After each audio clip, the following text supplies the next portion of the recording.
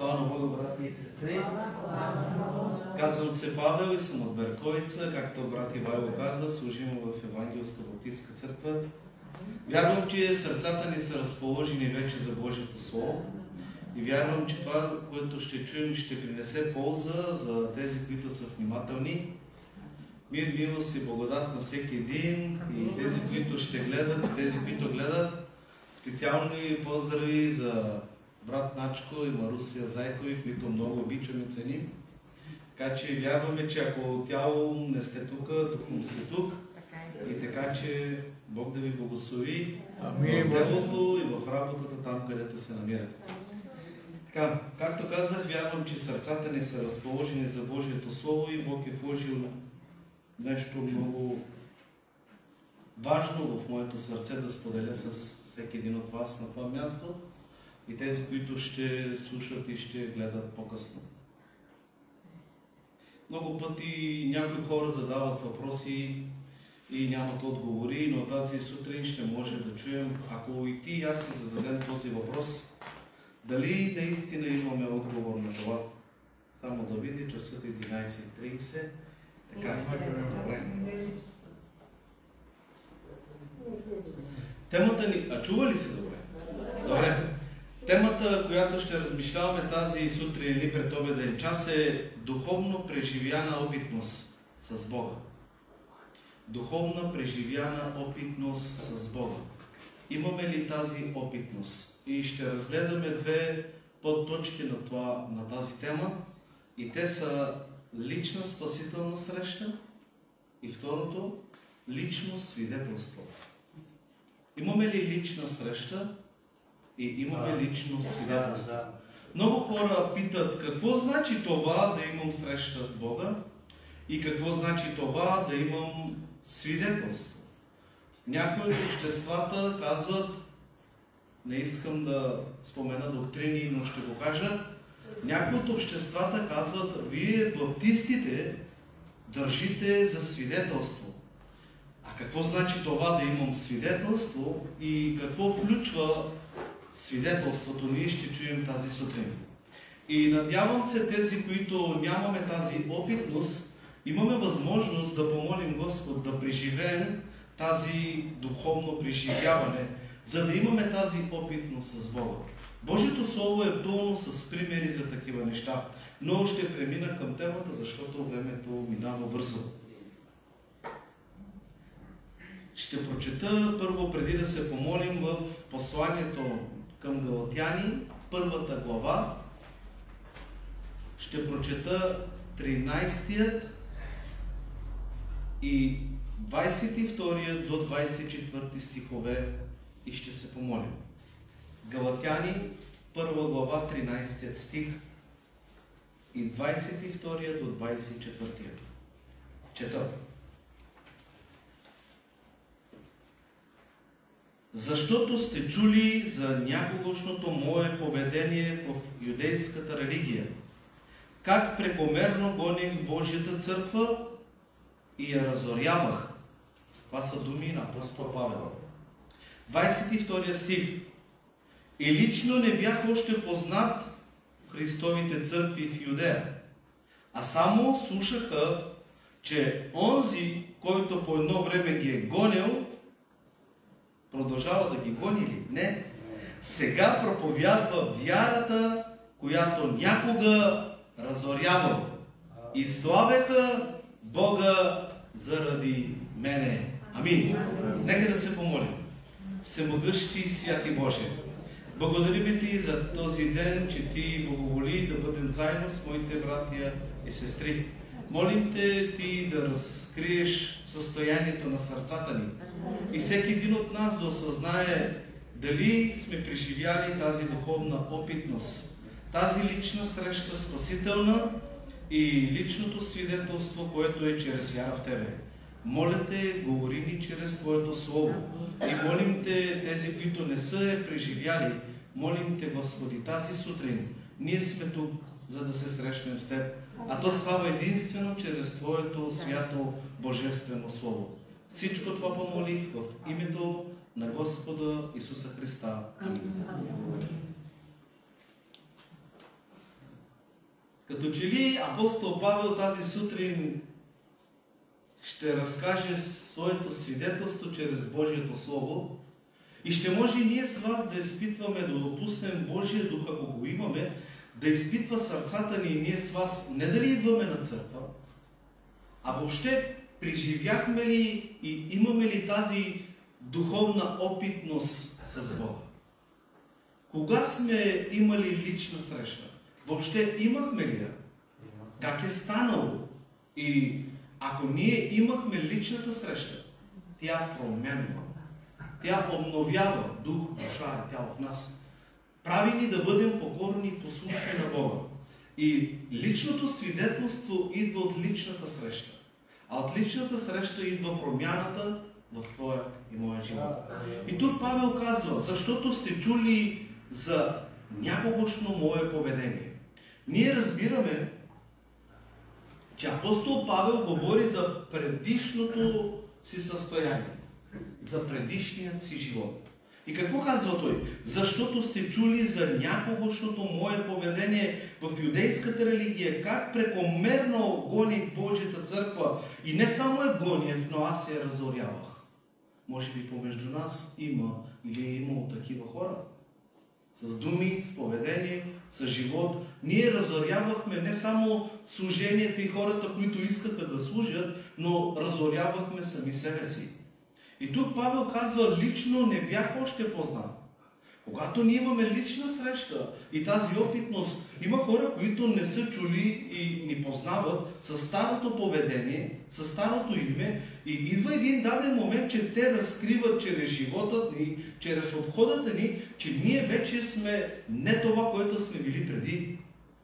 И тук той казва, лично не бях още познат на Христовата църква в Юдея, а само слушаха. Вижте, когато ние имаме срещата, хората ще чуят за теб и за мен. Хората ще чуят, че еди кой си някога е бил такъв, но вече не е такъв. Но какво се случи? Случи се това, че ние сме имали среща с Христос. Тази спасителна среща, която променя. И казва, по това време гонех, сега проповядвам. И когато някога разорявах, а сега вече не. И казва, и славяха Бога заради мен. Въпросът е, брати и сестри и приятели, хората славят ли Бога заради мен и заради теб? Или хулят името на Бог заради теб и заради мен? Ние трябва да си зададем този въпрос. А вярвам, че всеки един от нас ще намери отговор и този отговор се намира вътре в тебе и в мене.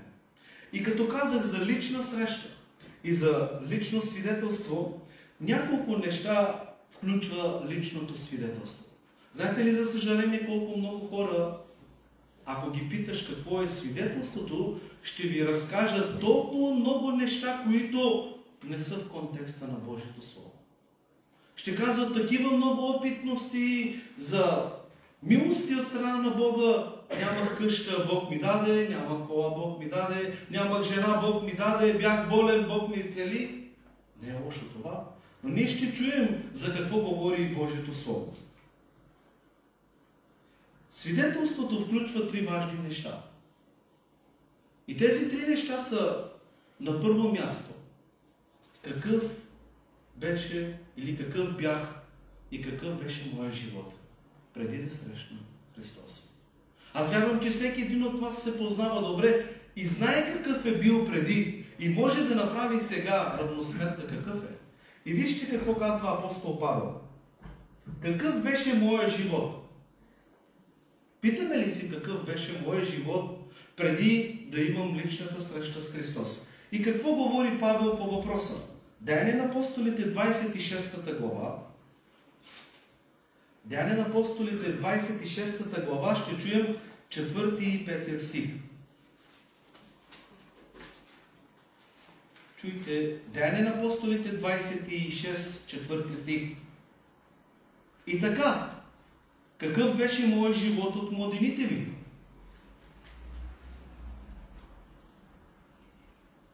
И така, какъв беше моят живот от младените ми, това всички юдеи знаят.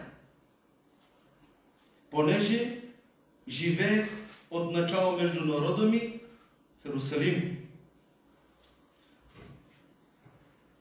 Какъв беше моят живот?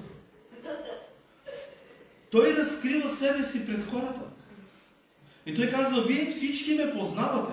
Имаме ли смелостта днес, ако ние сме новородени, спасени, да кажем, вие знаете какъв бях аз преди, нали?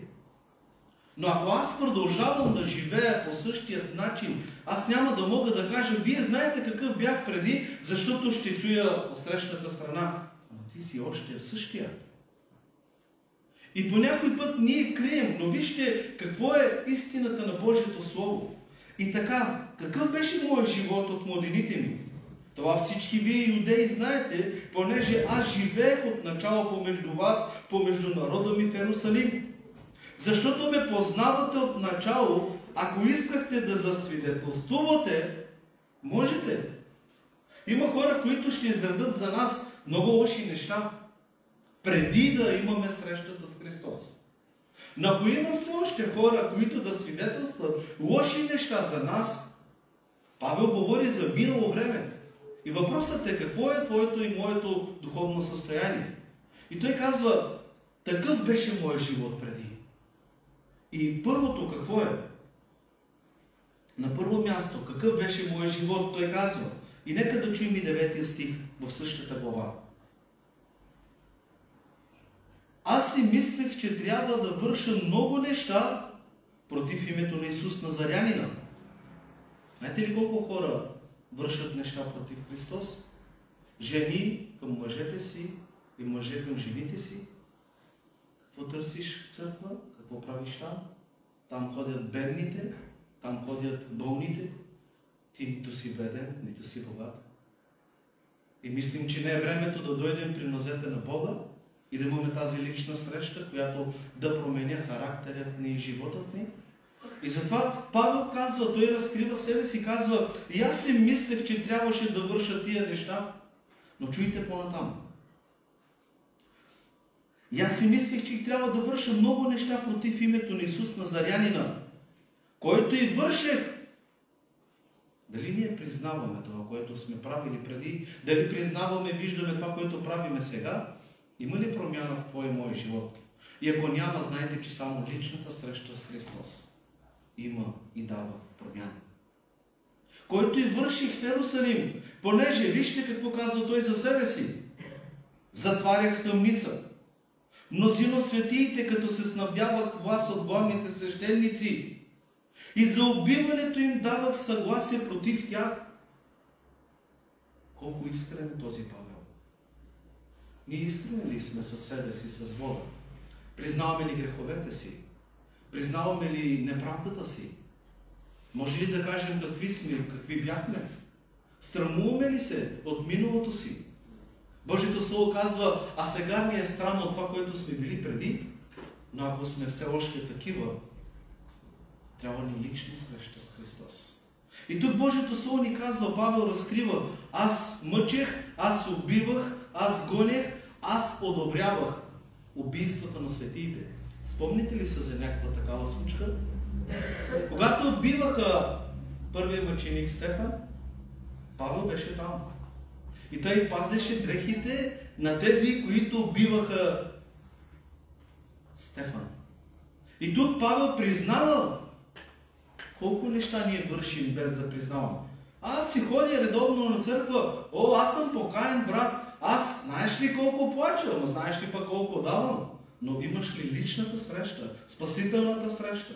Признал ли си греха? Казал ли си пред народа и пред Бога кой си и какво заслужаваш без Бога? Казват ли си кога и как Бог те е променил?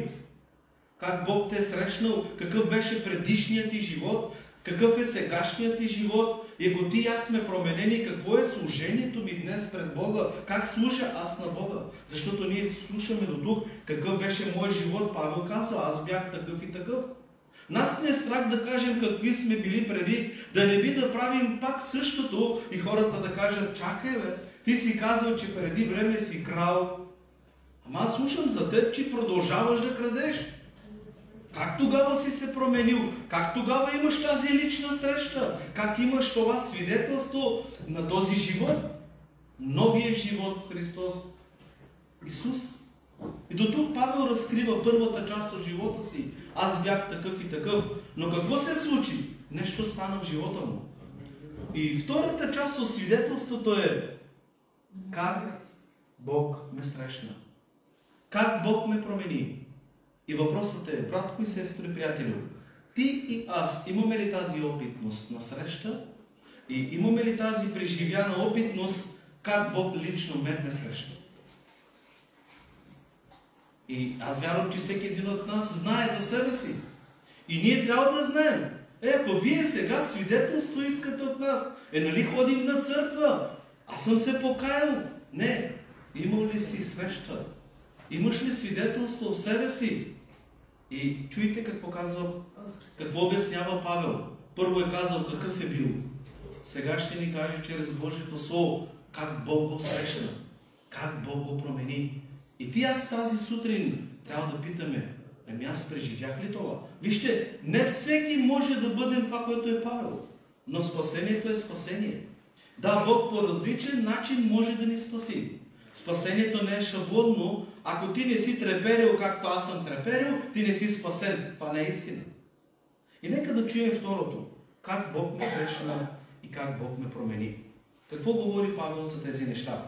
Нека да чуем накратко Деяния на апостолите, 5 глава, първите 5 стиха. Деяния на апостолите, 5 глава, първите 5 стиха.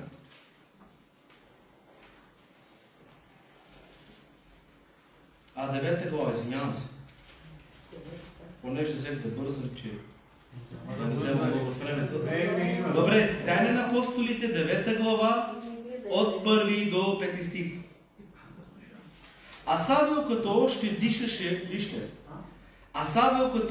вижте, заплашване и убийство против Господното учение, ученици, отиде при първосвещеника и като поиска от него писмо до синагогите в Дамаск, че ако намери някой от този път, мъже или жени, да ги докара вързани в Иерусалим.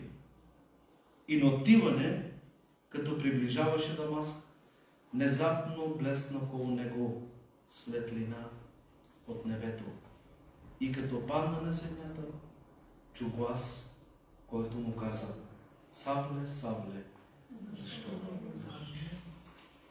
Тук виждаме срещата на Павел с Исус. Какво се случи? Блесна небесна светлина. И тази светлина може да озари твоето и моето сърце. Идвайки тук на това място, тази светлина трябва да просветли очите на сърцата ни. А тази светлина е Божието Слово. Ако Бог не ни просвещава чрез Словото на Бога, ние няма да разберем кои сме. Ние няма да кажем кои сме. Ние ще одобрим сами себе си и ще мислим, че сме по-добри от другите. И Павел казва, докато аз мислех все още да върша лошо, Бог ме срещна. И тази чудесна светлина, която дойде от небето. И второ, нещо стане друго. Има светлина, но нещо и друго има. И като паднах на земята, чух глас. Братко и сестри, приятели, когато Бог те е срещнал и те спасил, чул ли си лично гласът на Бога да ти каже: до тук си с греха. Ти си вече мой син. Ти си вече моя дъщеря. Аз ти скупих, аз те осинових и ти принадлежиш на мен. Някой друг ли ти е казал, че ти си Божий син, или си чул свидетелството от Бога чрез Словото на Бога, който ти е потвърдил чрез Словото и гласът, а Божият глас днес е Божието Слово. И какво чул Павел? Видя светлина и чу глас. И този глас му каза: Савле, Савле, защо ме гониш? А той рече: кой си ти, Господи? И Господ му каза: аз съм Исус. Със срещата питал ли се ти и Бог потвърдил ли те кой е? Разкрил ли те се като такъв да ти кажа: аз съм Исус? Значи аз съм твой Спасител. Ти до днес си бил против мене, но аз сега тази среща ще те променя. Аз ще те осветля. Аз ще ти кажа какво ще трябва да направиш. И ние виждаме, че тази преживяна опитност, какъв беше животът на Павел и какъв е станал преди. Но дали това трябва да се случи само с Павел или с теб и с мене? Да, с всички. Ако ние искаме да наследим небето, трябва да се случи това и с теб и с мене. Не определени хора, а всички ние трябва да имаме лична среща и лично свидетелство как Бог промени моя и твоя живот. Какво каза Павел? Така и така стана. Аз съм Исус, когото ти гониш. И нека да чуем в същата глава 8 стих. И Савел стана на земята и когато отвори очите си, не виждаше нищо. Павел ослепя. Ослепя за този свят. Ослепя за този грях. Бог затвори физическите му очи, за да може да отвори духовните му очи. И чуйте. И Савел стана на земята и като отвори очите си, не виждаше нищо. И водеха за ръка, да го ведоха в Дамаск. И ето го размишлението в сърцето на Павел. 9 стих. 3 дни не виждаше, нито яде, нито пи. Тази скръб, тази болка, това размишление. Откъде идва покаянието? Скръбта по Бога ражда истинско покаяние. Няма да може никой да се покая. Изкуствено може. Искаш ли? Ела, кажи, готов си. Но не става. Иска се опитност. Преживяване се иска. Докато жената не мине през родилното, никой от вас и от нас няма да може да обясни какво ще преживее там, докато не мине там. Ние колкото и да се опитваме за личната ни среща и лично как Бог ни е променил, ако вие не сте го преживяли, няма нито да го разберете, нито да може да го обясните. Но хората, които имат тази духовна опитност, те могат и да го кажат. Може и да го покажат чрез начина си на живота. И до тук ще чуем 18 стих. Като той не яде, нито пи, нито виждаше, лесно ли му беше 3 дена на Павел? Да, пак Бог е бил милостив, че само 3 дена е трябва това. Има хора, много време минават през скръб, за да могат да се обърнат към Бога. Аз може да кажа на себе си, не мислих това да кажа, но много време отивах, идвах, но като че ли последното време преди срещата ми и промяната, цели 3 месеца минавах през тези неща. И Бог ми разкриваше и ми показваше всеки един грях по-отделно. И ме питаше, това направил ли си? Да. А покай се за това. Хайде за това. Хайде за това. Хайде за това. И нека да чуем 18 стих. И на часа паднах от очите му люспи, той прогледна. И какво стана? Стана се кръсти. Искате ли да ви кръстим? Без да прогледнете? Без да сте просветени? Без да сте имали личната среща? Без да имате свидетелство в себе си, че сте чули гласът на Бога? Искате ли? Някои хора така правят. Бог да пази нас с вас. И чуйте какво казва. И на часа паднах от очите му люспите, той прогледна със сърцето си и тогава стана и се кръсти. Ние виждаме какъв е редът Божието Слово. И на трето място, ние чухме до тук Бог какво направи. Първо, Павел каза какъв е бил. Второ, ни каза чрез Словото как Бог го срещна. И трето, какво служение Бог му даде. Вижте, Бог никого не спасява просто да дойдем да топлим, както казват столовете. Всеки един от нас има служение. Спасение човек има дарба. Няма спасение без дарба. Макар и един талант да имаш, Бог ти е дал. Както казваше един брат, Божието тяло не е организация, а един жив организъм. И Божието тяло няма протези, няма изкуствени неща. Всички части трябва да функционират. Ние имаме тяло, има много органи, които трябва да функционират. Ако откаже нещо да работи в мен, какво ще стане с моето тяло? трябва да си взема мерки, трябва да ходя на болница, нали? Така е, брати и сестри, ние сме църква. И ако не функционира направо, тялото ще бъде болно. Но това е друго. И какво Павел, нека да чуем и последното трето, какво е служението, което му е поверено? Добре, имал ли си среща? Първият въпрос. Отговори си в себе си. Да, имах. Имаш ли свидетелство как Бог те е променил? Да, имам. Знаеш ли какво е служението ти? Някой мисли, че служението е ето тук и някой да застане да пее. Не. Има много видове дарби, които Бог иска да ползва. И това, което Бог е дал на мен за тебе, не е за моя полза. А това, което имаш ти, аз пък го нямам. То е за моя полза. И ние трябва да се допълваме в тялото на Бога. И 26 глава Деяния на апостолите се връщаме, 13 и 15 стихове. Деяния на апостолите, 26 глава, 13 до 15 стихове.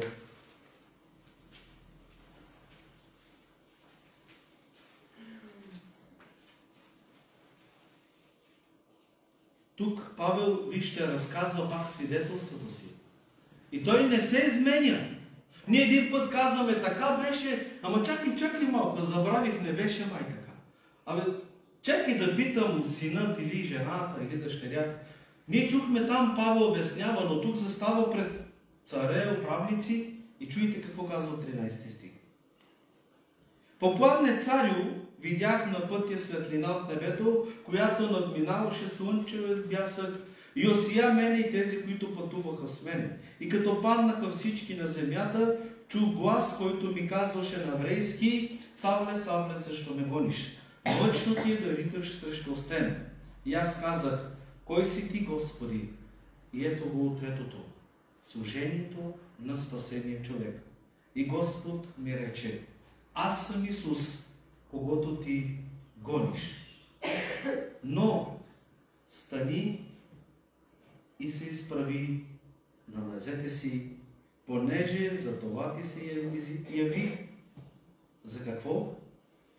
Да те назнача служител, свидетел на това, което си видял и на това, което ще ти се открие.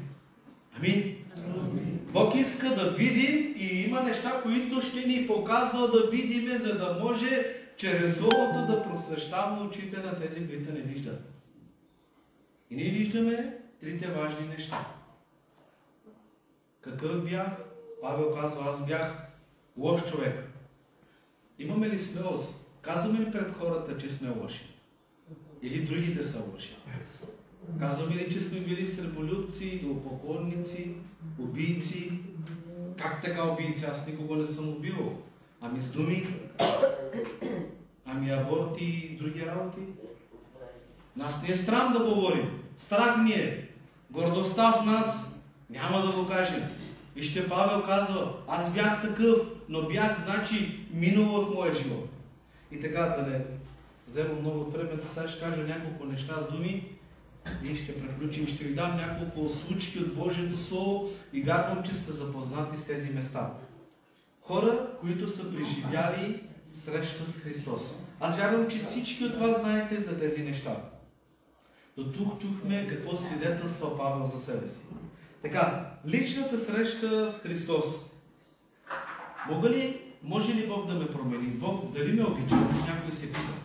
Ама аз съм лош човек. Може да го кажа пред другите, ама аз се познавам колко съм лош. Има ли толкова лоши, че да не може Бог да ги промени? Има ли толкова лоши, че Бог да не може да ги спаси? Има ли? Не. И казвам ви за няколко случки. Спомните ли се случката за гадалинеца? Къде живееше този човек? И какво правеше цял ден? Биеше се, правеше лоши неща, фърляше презрение, охури. Лесно ли е да живееш в гробища? Да живееш в неподходящо място? Кой го закарал там? Бог ли? Не? Но какво се случи с този човек? Тази случка, който се пише, може да запише, то се намира в Марк 5 глава, от първите 6 стиха.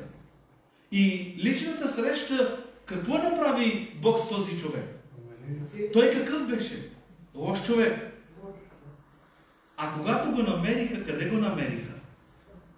В 5 глава, 15 стих, знаете ли какво казва там, в Марк?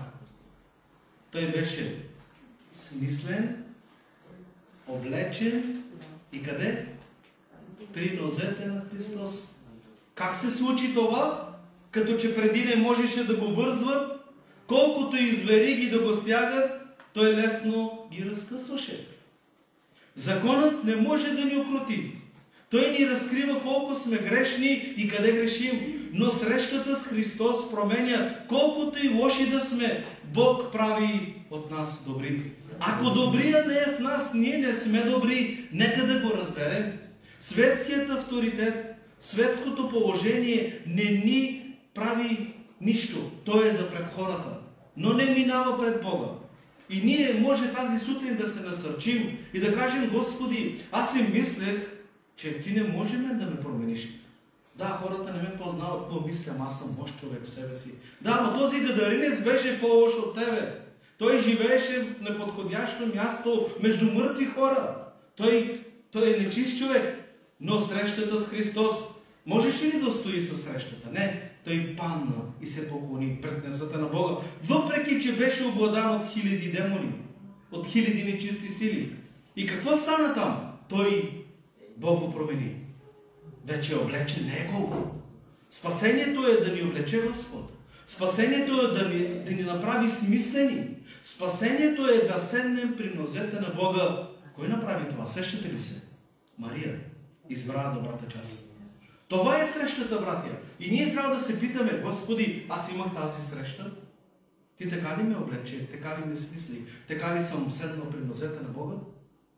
Какво да казвам за Захей? Захей беше добър човек. Той не грабеше, той не правеше лошо, нали? Не. Беше лихвар. Лихвар, нали? Така е по нов стил. Да, лихвар. Кой го промени? Как? Личната среща само променя. Разбираме ли? Ние идваме тук да се срещаме. Ама как се срещаме? Ами като слушаме и приемаме Слово. Ами ако сме тук тялом, мислим на друго място, срещата ще се разминава. Казвам набързо. Захей срещата с Христос го промени. Той призна ли какъв беше? Защо не го е срам? Павел призна ли какъв беше? Защо не го е срам? А нас срам ли е да кажем какви сме? И какви сме още? Захей казва: аз връщам всичко, това, което съм грабил, това, което съм откраднал. Аз го връщам. Кой го накара? Христос ли? Не. Христос не му каза: ти си спасен, внимавай как живееш, внимавай какво правиш. Не. Той сам. Защо? Вече е имал личната среща и свидетелство от себе си. И казва: аз връщам вече всичко 4-кратно, от когото съм взел. И какво? Какво му каза Исус? Не стана спасение в този план. Нали? В този мой дом ще стане спасение тогава, когато имаме личната среща. Какво да кажем за самарянката? Имаше ли лична среща с Христос? Тя отиде за вода, но дойде време, че какво направи? Взели водата със себе си? Не. Остави стомната там. Защо не й трябва вече? За живата вода. Тя ще е живата вода. Разбираме ли какво прави личната среща в нас? Тя ни променя. Тя променя начинът на живот. Тя какво направи? Отиде и извика хората и каза: елате, вижте, намерих. Ама тя отначало какво? Вижте, искам да кажа само това.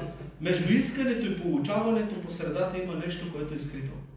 Когато тя поиска живата вода, Христос даде ли? Мислете, не бързайте. Някой ще каже: да, не е да. Той казва: ще ти дам. И той казва: дай. И ние така идваме на църква: дай, Господи. Дай, ама покай се де. Исус казва: ще ти дам. И тя казва: дай, добре. Ама отиди викни мъжа си първо. И тогава елай ще ти дам. Ама аз нямам мъж. Така и ние. Ама аз не съм мъж. Ама аз не съм грешен. Ама аз не съм като Иван, като Стоян. Не, по-зле си ти аз. Ако нямаме срещата, не сме по-добри. И ние виждаме какво прави личната среща.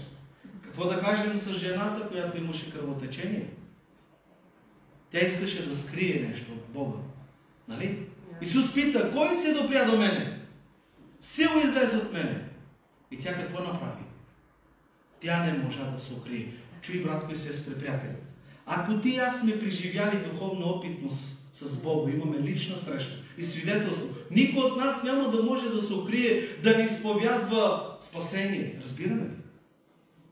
Някой чака друг да ги да кара. Някой чака, вика, чакай пастора да ме научи какво да кажа. Аз още не знам, новичък съм. Не. Има друг, който ще те учи.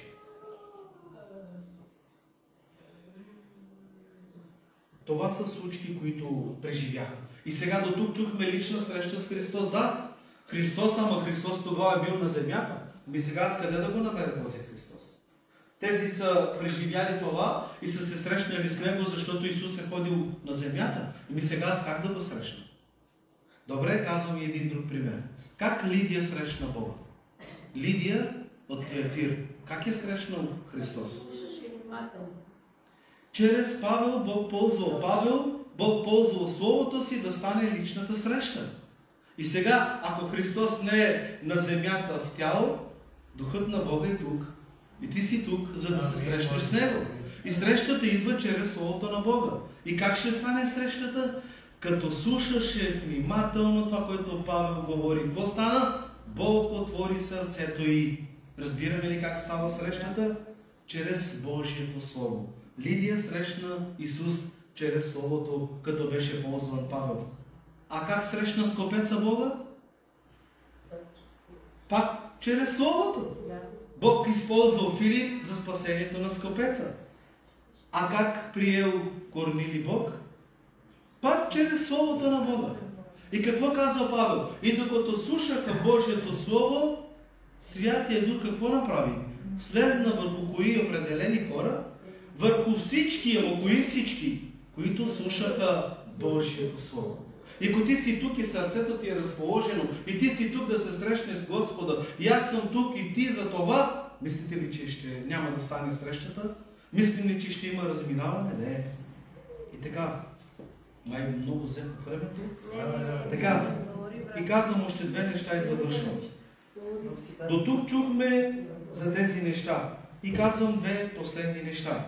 Свидетелството откъде идва? От Божия Дух. Как така? Нека да чуем един стих, че свидетелството идва от Божия Дух. Римляни 8.16. И какво казва там? Чуйте. Римляни 8.16. Така самия Дух свидетелства заедно с нашия Дух, че сме Божи чада. Ти няма да имаш свидетелство, ако не дойде Духът в сърцето ти. Колкото и да се опитваш да скалъпиш нещо, да събереш, няма да се получи.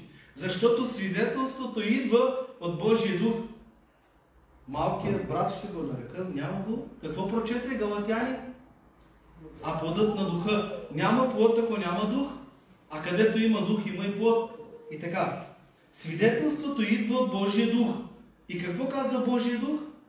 Той свидетелства с моя Дух, че аз съм Божий син. И когато има това свидетелство от Божия Дух, с моя Дух, тогава има свидетелство. Второ, свидетелството идва от Божието Слово. Как така? Римляни 10 глава, 9 и 10 стих. Какво казва там? Защото ако изповядваме с устата си, че Исус е Господ, и вярваме със сърцето си, че Бог го е възкресил от мъртвите, ще се спасим. Защото със сърце вярва човек и се оправдава, и с уста прави изповед и се спасява. Откъде мога да знаеш, че съм спасен? Как да знам, че съм спасен? Ами свидетелството на Божия Дух.